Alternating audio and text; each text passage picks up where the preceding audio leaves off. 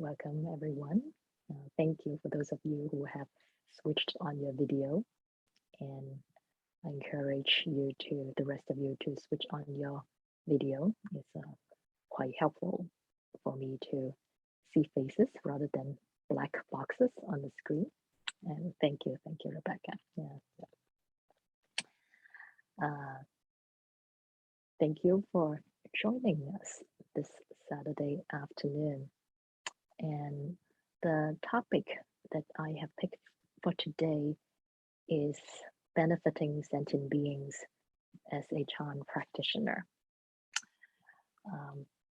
I believe this is not a foreign thought for you as a Chan practitioner cultivating the Bodhisattva path.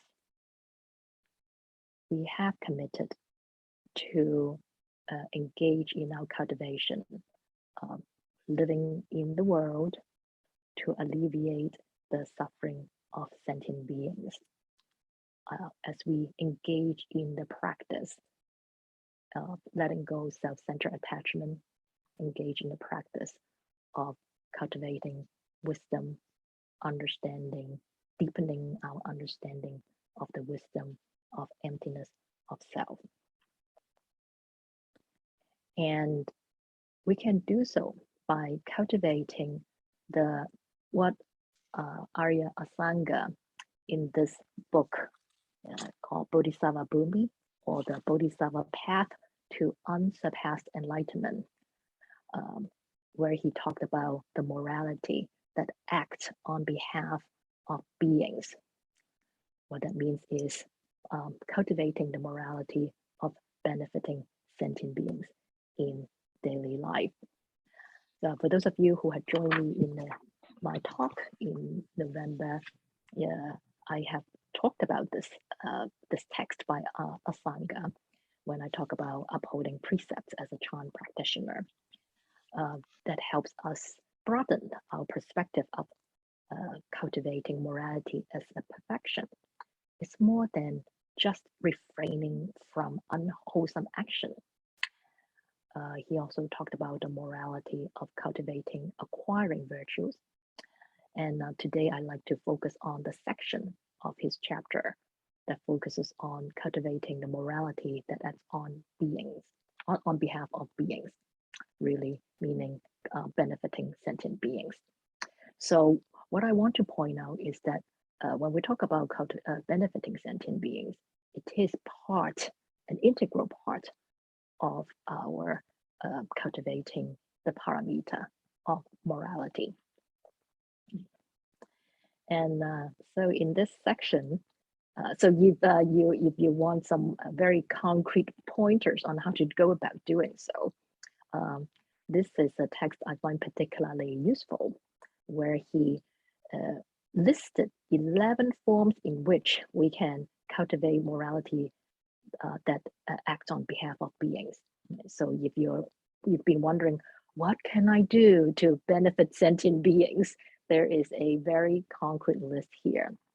And with the time we have today, I won't be able to go over the list completely, but just to give you a taste of what this list has, it includes assisting sentient beings with meaningful activities, or helping them when they are sick, or cultivating gratitude, and protecting beings from danger. So we can think of that as dangers. There are all kinds of dangers, such as from wild animals or robbers, but also he pointed out dangers such as kings and lords, tyrants, really, and also water and fire. So with that understanding, we can see how our action that will help, that will stop oppressive, brutal regimes from terrorizing their people, would be part of this morality that acts on behalf of beings that Asanga is talking about. Not supporting brutal regimes, even if that's profitable. Recently, we have been seeing a lot of that, people, consumers, lobbying the certain corporations to stop doing business with a brutal regime. That will be part of this. Also, supporting environmental policies that will help us preserve our natural habitats, also to help us engage in conservation of energy and natural environment, or supporting measures to control climate change, because climate change has been causing flood and wildfire that brings fear to a lot of people. So we can see that integrating those actions is part of cultivating morality as a Bodhisattva path practitioner. This list also includes dispelling grief of others and providing subsistence to those who need some form of subsistence. And I would like to spend today to focus on 3 of the items on this list, where Asanga talk about them as the morality of compliance with the minds of others, the morality of encouragement, and the morality of suppression of people engaging in wrongful behavior. So let's see how this goes.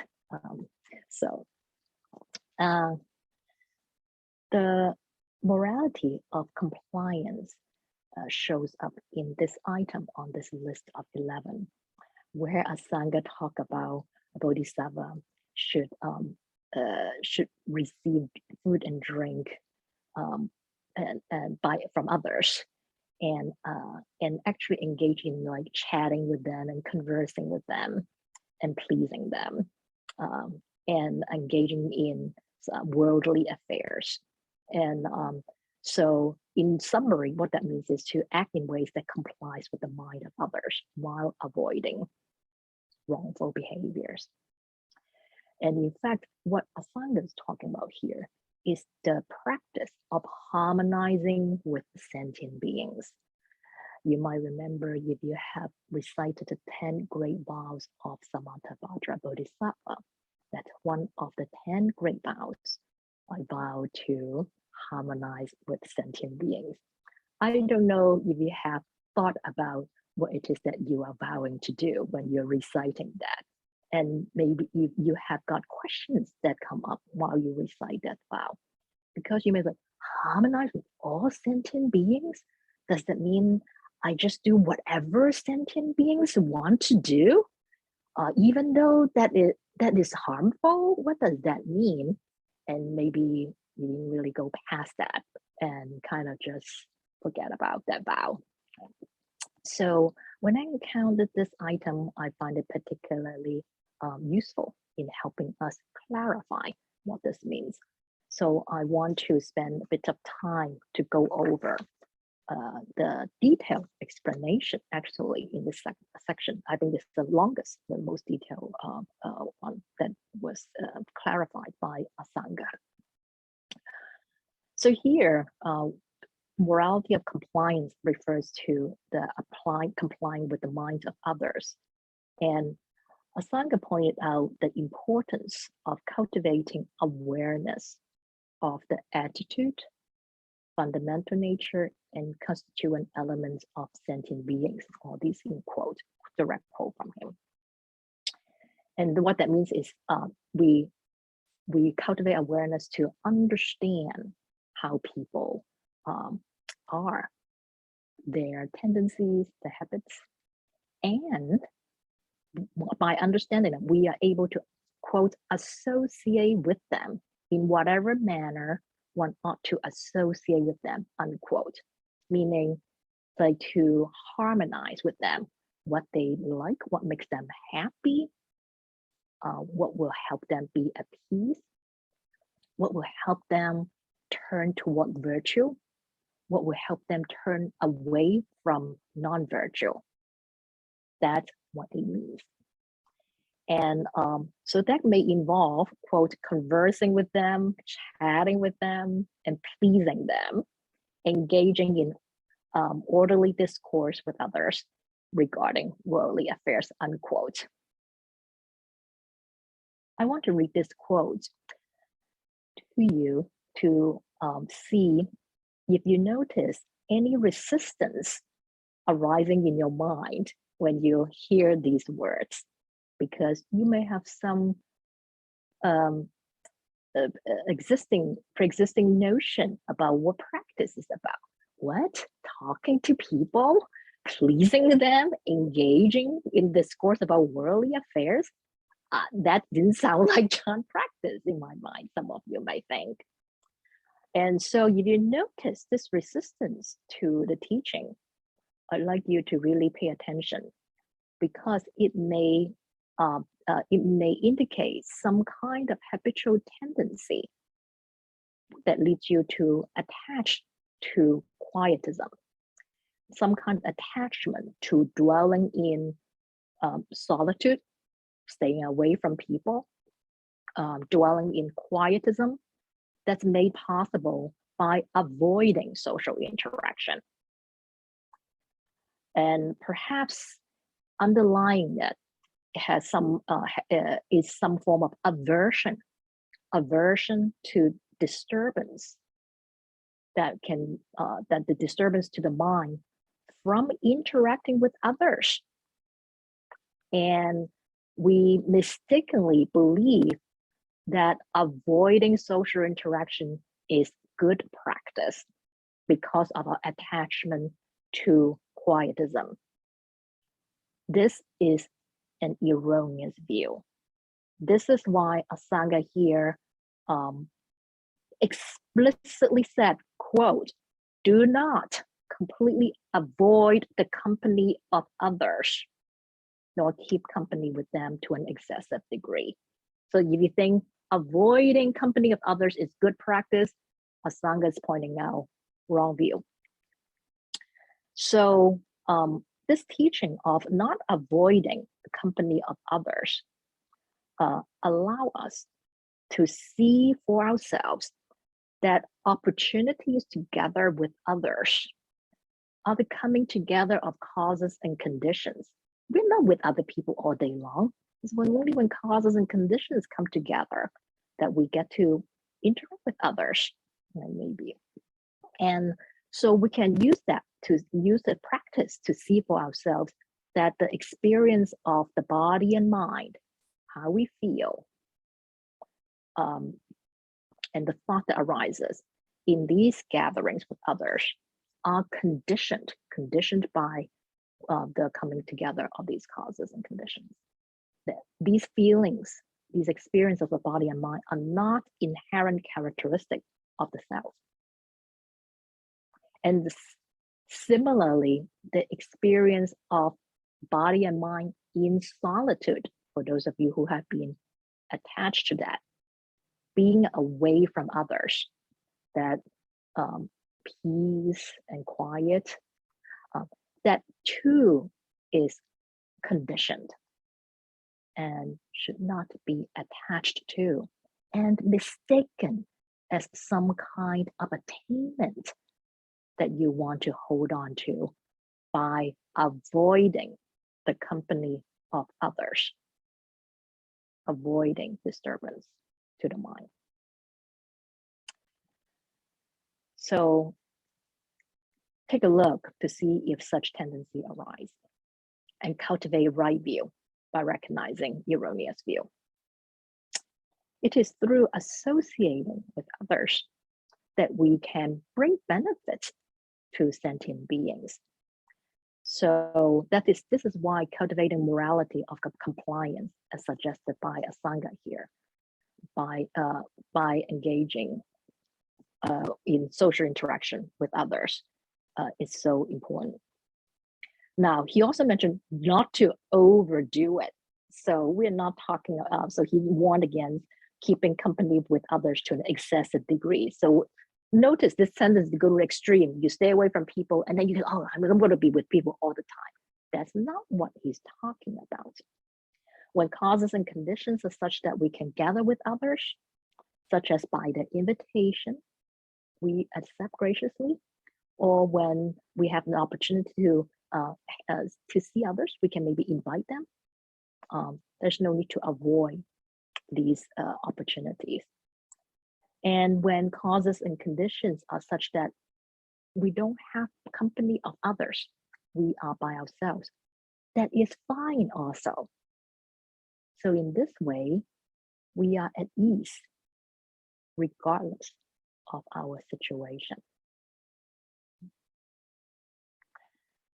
So Asanga also advised, that pointed out that when we cannot accept an invitation to gather with others, that we must offer a proper reason to be excused.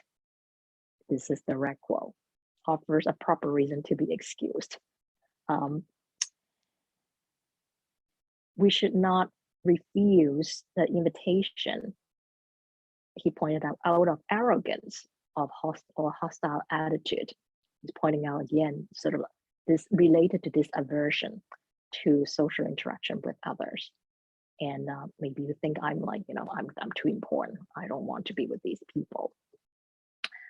And we practice harmonizing with sentient beings by accepting these invitations whenever it works out. And so that we have the opportunity to interact and associate with them so that we can understand sentient beings. We can't understand sentient beings just by like sitting by ourselves, imagining how people are. It's only through direct experience that we can understand how people react, respond to various situations. And by allowing ourselves to be with others, provide us with the opportunity to practice cultivating morality of compliance. And I like to also invite you to notice if you have the tendency to not want to harmonize with others and only show up when we feel like it, or only if they're doing something that we really want to do. And because this is some kind of attitude of self-centered attachment that we are perpetuating. We're not talking about forcing ourselves to the bar when we do not drink, because we need to remember what we're talking about is cultivating the bodhisattva path to bring benefit to others while letting go our entrenched habits of self-centered attachment that we're often blind to. This reminds me of my nephew, who's now a teenager, and he's learning, but he has a very strong tendency to be quite self-centered. And so a couple of years ago, when his friends invited him, when summer vacation started, invited him to go to the movie, he said, no, I don't want to go. And even though he really liked to have friends and want to hang out with his friends, and he didn't accept the invitation because he didn't like the movie, and missed the point that, well, like, the movie is really secondary. It's the time for them to hang out with each other, to build their friendship. And so he, by being so self-centered, he sort of missed the opportunity to enjoy the company of others and the friendship, and of course, deprive himself the opportunity to have the happiness of being in company of others. And so he did learn. It was explained to him that, like, no, it's not. We don't do that. We do not perpetuate this self-centered attachment by letting go of this self-centered attitude and practice complying with the mind of others. He actually learned to say yes to the next invitation from his friends and had a very happy summer spending time with his friends. And So if you think that this is just the kid, maybe you notice that tendency in you, and see if some element of this self-centered attachment is in the way of you cultivating this morality of compliance. So when we associate with others, here Asanga advise talking with and pleasing them, engaging in conversation on worldly matters that I mentioned earlier. So when you hear this, I like to invite you to notice some assumptions that you may hold in your mind that about how benefiting sentient beings only take certain form, only certain kind of activities. Again, there's some kind of self-centered attachment.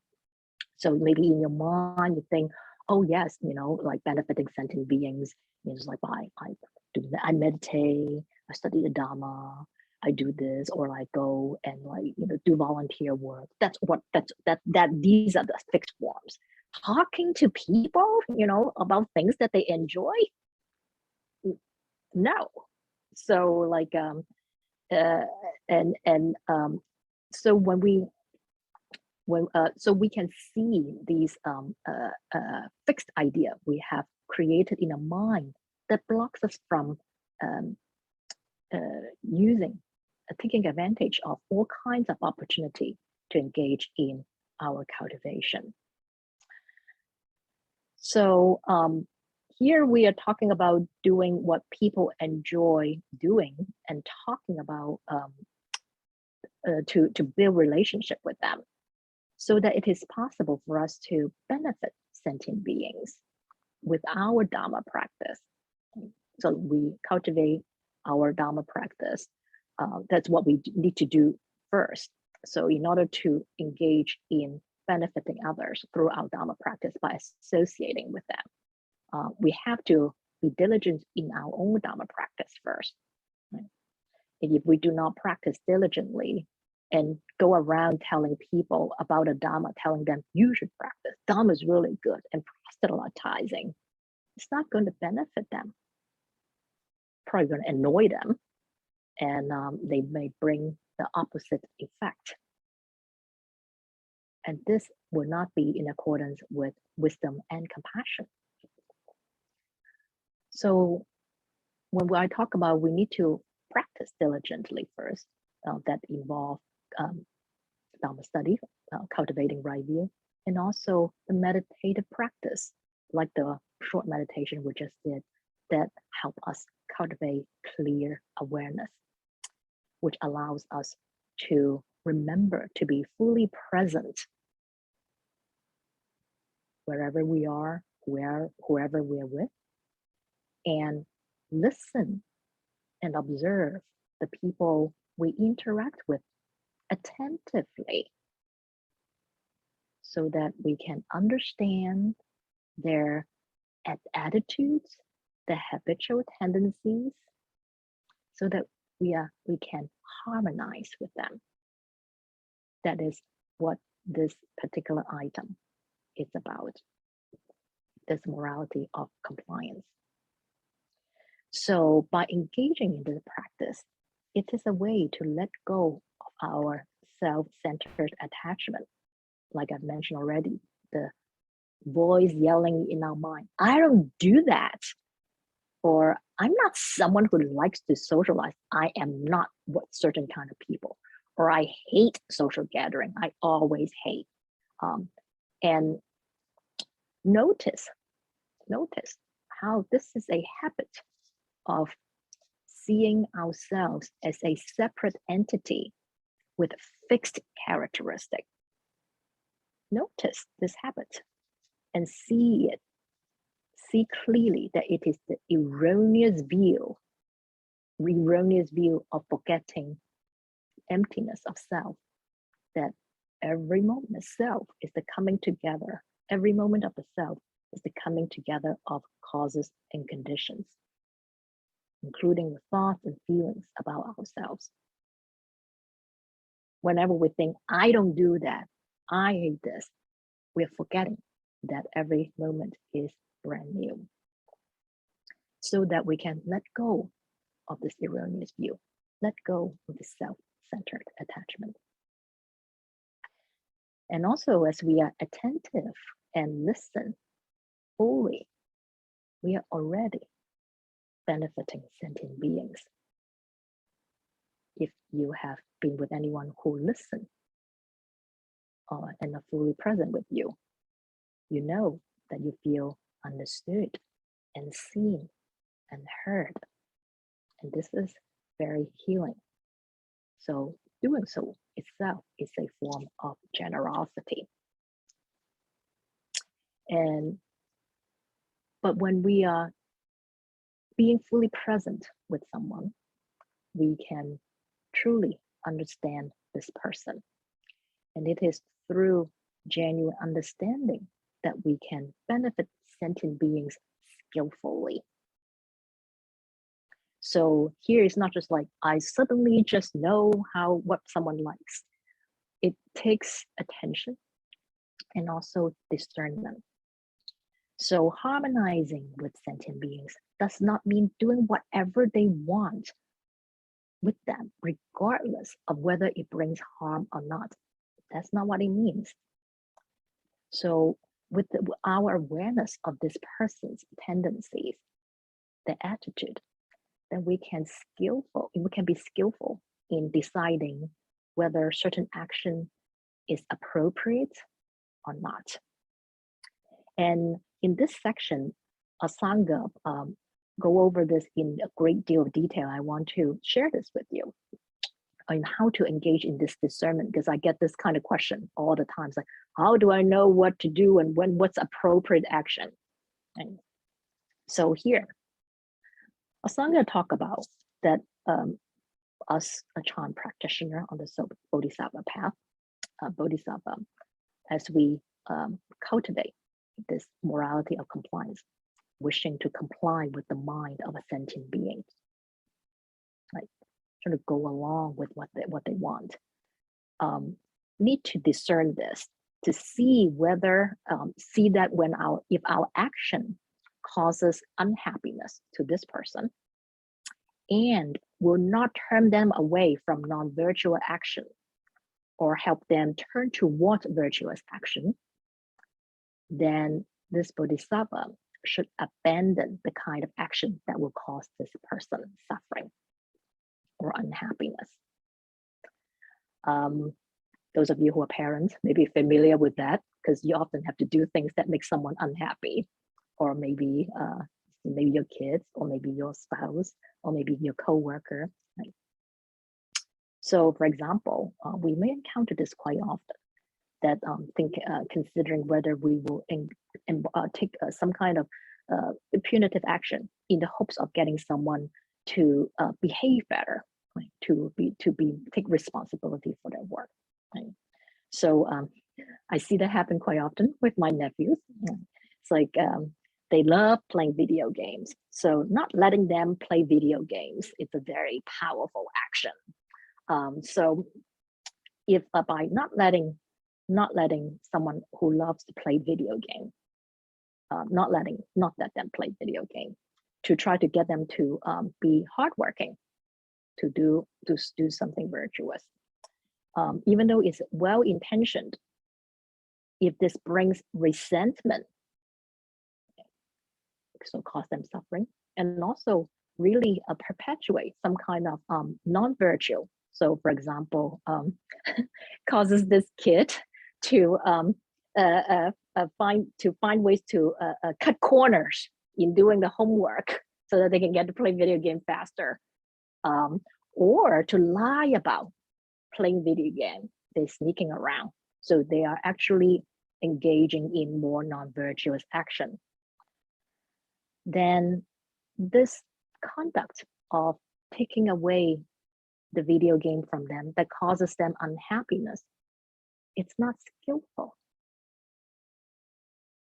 It does not actually help them develop more virtue. In fact, it perpetuates their path towards the non-virtue while causing suffering and unhappiness.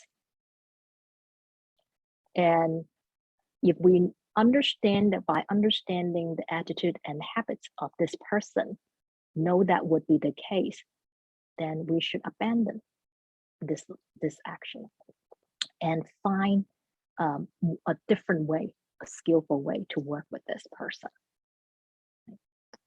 Now, those of you who are writing down notes, if you like, do not ever take away video game from kids. That is not what we are talking about. So it does not mean we never engage in a particular conduct. So here, just to be clear, it does not mean that you never take the video game away from a kid who's addicted, who loves playing video game. Because again, the key here is to cultivate awareness of the attitude and habits nature of each sentient beings.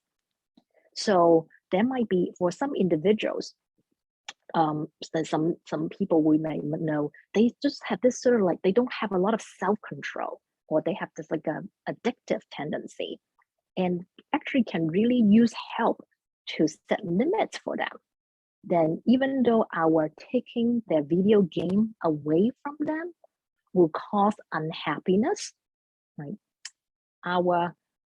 And we know, we are aware that our relationship with this person is such that they will see our taking the video game away from them, even though it causes unhappiness, they can see that as an act of love and care, and will actually use the time that they're not playing video game to do what they need to do, and to learn to commit to developing more self-discipline.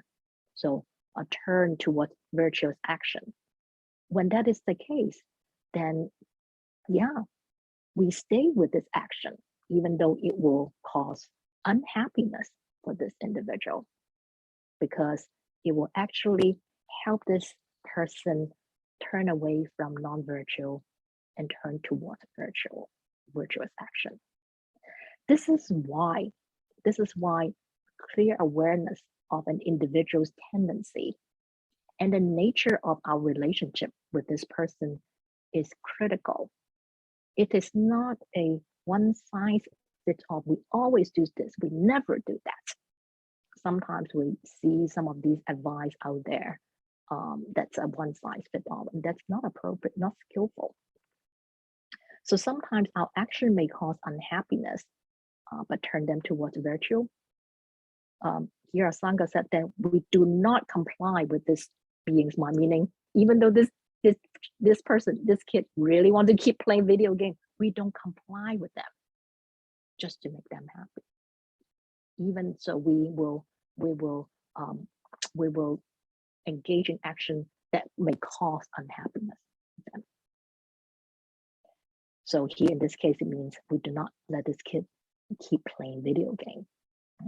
And this non-compliance is out of compassion. So I want you to see that like harmonizing with sentient beings does not mean we always let people do whatever they want to do because they love doing it.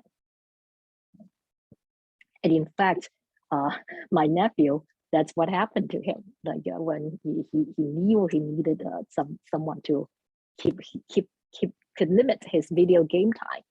And his very wise and compassionate mom did exactly that because she knew his tendency.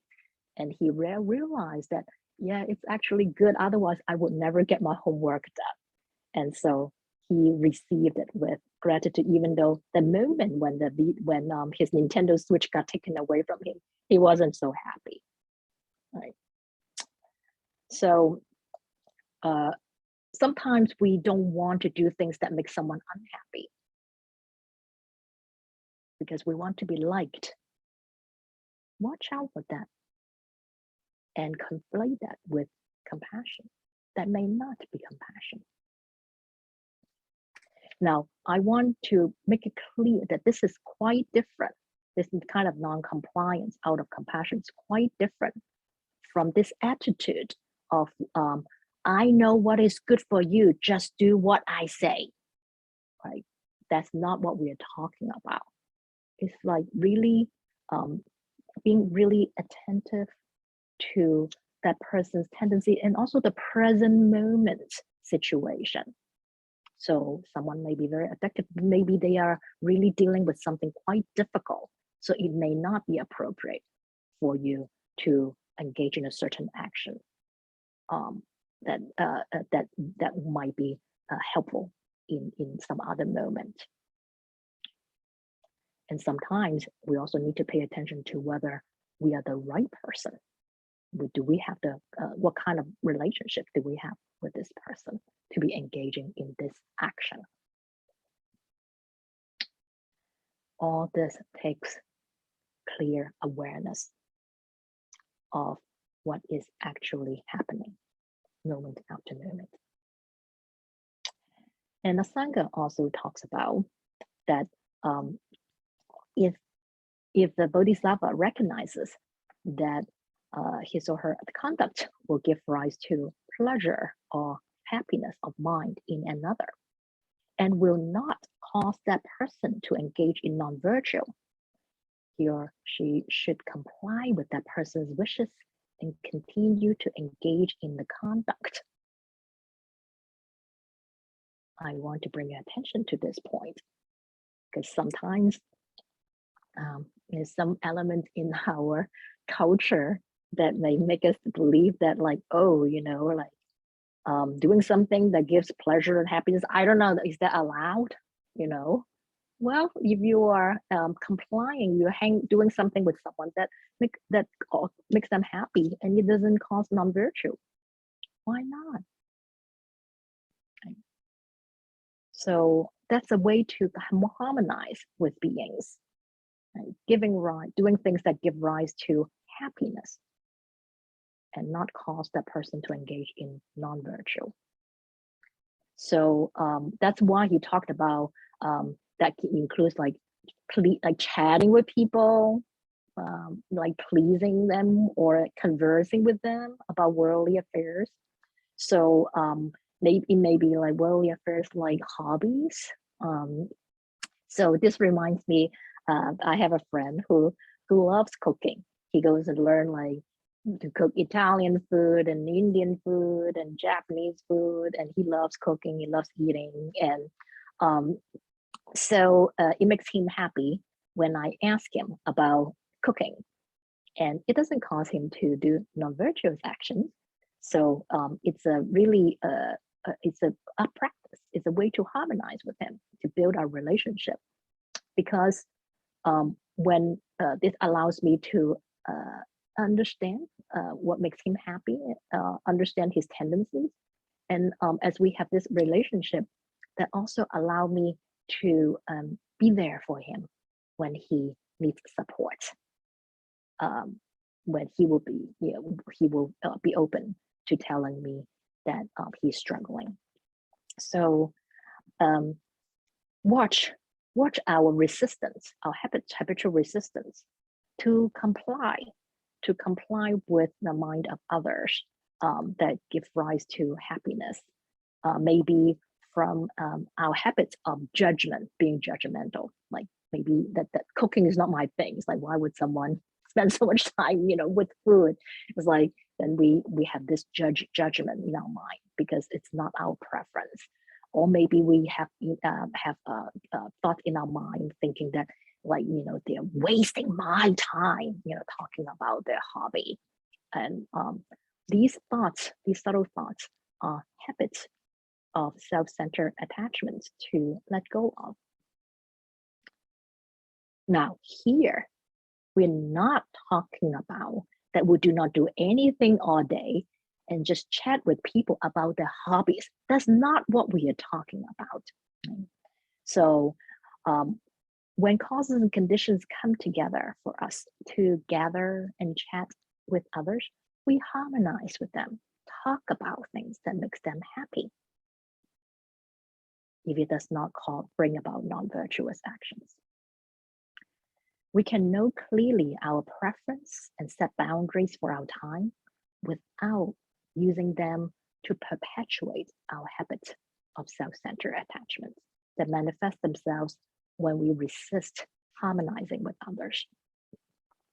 And when we notice these habitual tendencies, that is not a problem. In fact, when you notice any of these habits that I mentioned, that is good. That means you are practicing well, that you are cultivating clear awareness of subtle thoughts in your mind. And this awareness allows us to see how these thought habits are triggered and unfold, so that we can use this as an opportunity to practice discerning whether we should comply with this person's wishes using the principle we've been discussing so far. So you're just like, oh, I noticed this resistance. Let me see what's going on. Is this my self-centered attachment that I to let go of? Or is it because there might be something that will lead to non-virtuous action? So this is how we practice cultivating this morality of compliance. The more we practice, the more familiar we will be with and how to work with this. So this has to do with whether complying with someone brings suffering or happiness, or keep them from non-virtuous action, or turn them towards virtuous action. So it's a little bit more nuanced, and that's why it takes discernment. And and we need to be fully present when interacting with the person to understand them, to understand their tendency and how they are in this moment, so that we can discern whether the conduct we will be engaging in will cause unhappiness and steer them towards virtuous or non-virtuous actions. So I invite you to reflect on it and think about how you can integrate this practice, this of cultivating morality of compliance, harmonizing with sentient beings into your daily life. And of course, if a sentient being, if a bodhisattva recognizes that his or her conduct may give rise to pleasure or happiness of mind, this is direct quote from Asanga, but that it will also lead that person to engage in non-virtue, then we should not comply with the person's wishes. Right? So we yes, if it's something, by complying with them, doing what they want to do makes them happy, but it will lead them to non-virtue, then we shouldn't comply with them. And we do so out of compassion. So like a simple example would be like if someone is a shopaholic, they are addicted to shopping, and they are asking you to, I want to go shopping. If you go out with them to go shopping, yes, you'll make them happy, but by doing so, you will steer them towards non-virtue, because you encourage them to be irresponsible with their already pretty sizable credit card debt that's been causing tension in their family relationship. Maybe again, it all based on your knowledge or understanding of them. Then you should not comply with them out of compassion. Now, it does not mean that you ignore them. Right? If they are in distress, really can use some company, yes, of course. You spend time with them. You can be there for them, but maybe not by going shopping with them, but maybe doing something that doesn't cost money and bring them happiness. Maybe go take a walk out in the nature. So we're not talking about being harsh or some kind of some form of so-called tough love by depriving someone of their happiness. It's about working with that person to bring them happiness and help them move away from unwholesome deeds that cause suffering, and do so with compassion and wisdom. So for some people, those of you who are kind of a bit resistant in being social with others, perhaps conversing with others on worldly matters while avoiding wrongful behaviors can be challenging. And keeping in mind the precepts with regard to speech is helpful, so such as refraining from divisive speech, frivolous speech, untrue speech, and harsh speech. And the Sangha here also offers some advice on how to harmonize with sentient beings. So I'd like to share a few with you for your reference. Here talk about do not criticize their friends when you're with others. Do not criticize their friends or praise the adversary of others in their presence. So that seems because you can obviously cause us unhappiness unnecessarily. Even though you may think, but I'm not lying. I'm not. That's not breaking the precept. And so here you can see that cultivating the morality of compliance to harmonize with sentient beings goes beyond refraining from lying or divisive speech. Like, what I'm saying going to be causing unhappiness unnecessarily? If so, why? Why do it? And he also advised against confiding in those whom does not know well. I thought it would be helpful to share this nowadays when we talk a lot about transparency. It is unwise to do so because we do not know if the information will be misunderstood or used to cause harm to ourselves and those involved in what we are sharing. Because when we're confiding, we might be talking about other people in our lives, our family members, our friends, and the shared information involves their privacy that we should respect, especially with someone you do not know well, whether and not know whether they will respect your privacy. And think about this in this age of social media sharing. Right? And so he also talked about not soliciting repeatedly the same person, meaning you don't go to the same person for company or like seek out the same person. Of course, we understand that as some kind of we can develop some kind of codependency.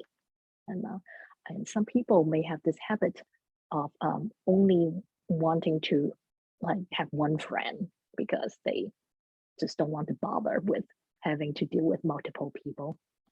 Watch that tendency and this unhelpful habits. And for one thing, it is not healthy, and also you put a lot of pressure and burden on one person. It's not wisdom or compassion. Sangha also talk about showing moderation when accepting gifts. Right? So very sensible advice. Here it's talking about accepting. So we're not saying that like when people give us gifts, oh no, we just reject it. That is not compassion. When someone come up with the idea of giving you something, we accept. We practice accepting graciously with appreciation. That's a form of harmonizing with sentient beings. But he talked about with moderation, meaning that we do not be overly excited, all right? Because that may put pressure on others like they may think that you really like gifts, and they may feel pressure to give you more gifts. Some kind of greed, moderation. So these are things that we may not have thought about. And so it's helpful to heed these advice. So we have a few minutes. I will mention a couple other morality that it's helpful to keep in mind. One is the cultivation of the morality of encouragement. He talked about Asanga talk about giving encouragement based on the good qualities that others genuinely possess. So important, they actually possess that. So we're not talking about praising others for the qualities they clearly do not possess just to sound encouraging. Can you tell the difference? We're not trying to just be encouraging, to sound encouraging, even though that person really does not have those qualities, because that's disingenuous. And so what it is that this practice requires us to pay attention to what others are doing so that we can recognize the qualities they genuinely possess. Because sometimes it may not be obvious and they may not even know that they possess these qualities. So by giving our encouragement, we are helping others cultivate the awareness of their virtuous qualities so that they can develop a more balanced and accurate view of themselves due to our tendency to focus only on our shortcomings and thus form a distorted view of ourselves. So also, he talked about encouraging others, those with qualities, different kind of qualities he highlighted, quality of faith, quality of morality, quality of extensive learning, quality of generosity, and quality of wisdom. And what it is that we're doing is that we are providing feedback to them. Someone's engaging in diligent practice to cultivate these virtuous qualities of faith, generosity, and wisdom. And when we give them encouragement, we are telling them that their cultivation is bearing fruit, so that they will keep up their good work. Otherwise, they practice, some people practice, they don't know, like you sound like it's not really doing anything, and maybe I cannot practice, and they may give up, and that would be a shame. Right? So it is a way to benefit sentient beings as we encourage them when we notice these qualities. And it involves cultivating clear awareness in our practice so that we notice these subtle changes in people around us. Very often we don't, because we have a fixed idea of people. And when we see them, we don't see their present moment self here. We only see our idea of who they were a long time ago. So by cultivating clear awareness, we notice these subtle changes so that we can employ the morality of encouraging others, encouraging others as a way to benefit sentient beings. And lastly, I want to talk a little bit about the morality of suppression. Suppression here refers to suppressing wrongful conduct. So we've been talking about encouragement and harmonizing with sentient beings.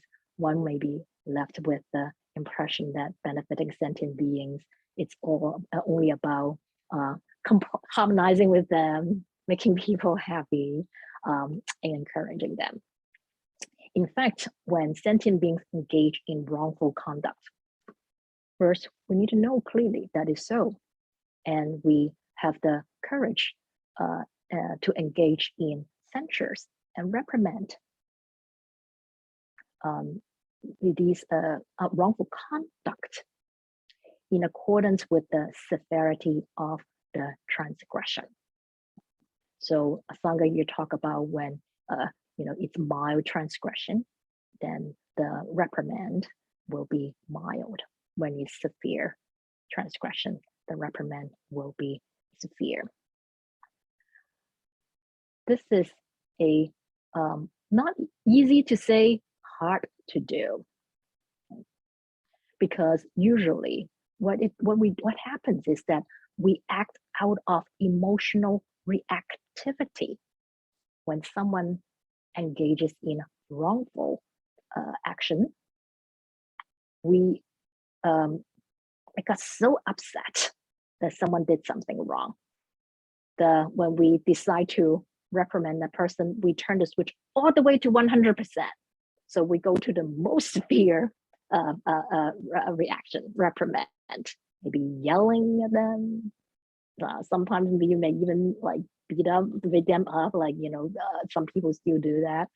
Or like using very strong language, regardless of the degree of transgression. And what happened is there is no discernment, there's no clarity. What it is in this cultivation of morality of suppression is that we are acting out of compassion to help this person to stop engaging in wrongful action and turn towards virtuous action, so that you can help them to stop creating more unwholesome karma. It is not out of spite, out of hatred, or the belief that they must be punished severely because of their wrongful action. When we are doing so, it is because we are acting out of self-centered attachment, because their action has violated our sense of what is right and wrong. And we so identify with our sense of what is right and wrong. Someone's violation of our sense of right and wrong is experienced as an attack of us.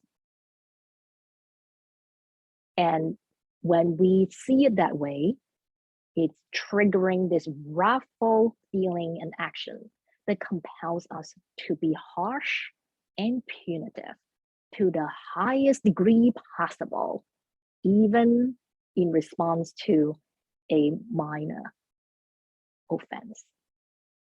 So when we see this trigger and unfold, we can see this clearly as a form of self-centered attachment.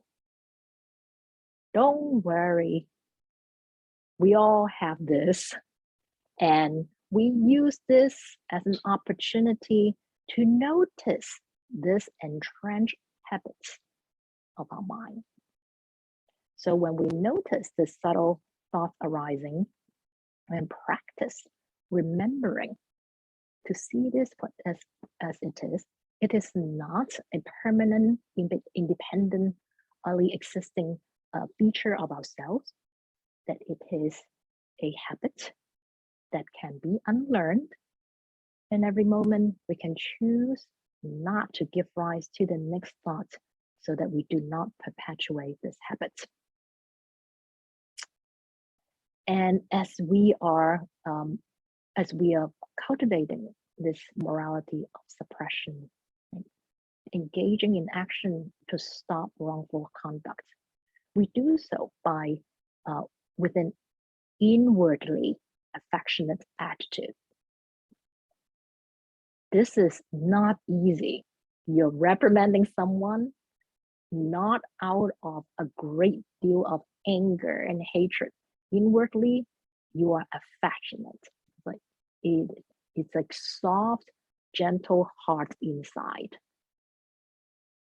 And you may be stern outwardly to this person to help them to see that what they are doing is unwholesome.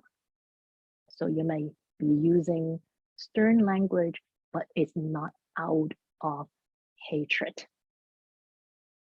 This takes practice. And the key is to notice that it is not coming out of self-centered attachment, not seeing the action as attacking you. It is out of compassion to help this person stop engaging in unwholesome action that causes harm to others, and also that is a way for them to perpetuate their unhelpful habits of suffering. And so cultivating clarity and stability of mind is crucial to help us not be sucked into the unhelpful habits of reprimanding out of hatred, and so that we can be skillful in seeing what will be the most appropriate and supportive way to help steer this person away from wrongful action. The truth is, we all need help and feedback from others. Sometimes we ourselves get confused and engage in wrongful actions. And we need other people to be willing to reprimand us, to help us stop our wrongful action. So being able to employ the morality of suppression to help sentient beings stop creating unwholesome karma is also a way to benefit sentient beings. I hope this is helpful and you can integrate this into your daily life practice as a Chan practice on the Bodhisattva path. Thank you.